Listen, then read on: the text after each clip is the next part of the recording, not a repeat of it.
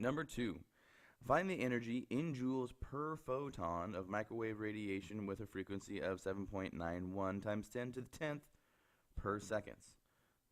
So the goal of this worksheet is to get you to compartmentalize things that you can't do and things that you can do, and realize that they're not always the same thing. Even though you might not understand the whole picture, there are certainly small aspects of the picture that you understand. So I might not know what a joule is. I might not even know what a photon is. I certainly probably don't know what microwave radiation is. But I do know that I'm trying to calculate energy, and I'm given frequency. I'm given frequency, right, as a known. I need to find energy. I'll use the same equation as I did in number 1. E is equal to h nu. So h is always the same. It's Planck's constant. It's the exact same number I used in number 1.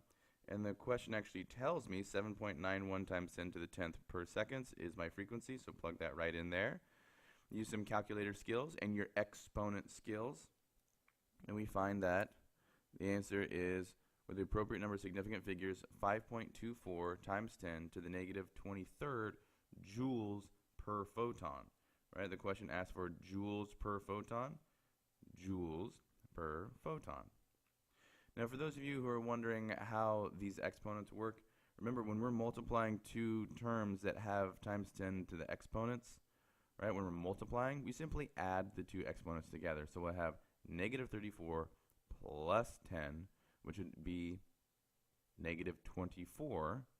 However, we are multiplying the 6.63 times the 7.91. That'll actually give you 52.4. Well, that's not proper scientific notation for my final answer, so I have to move the decimal 1 over, and so I move this exponent up 1.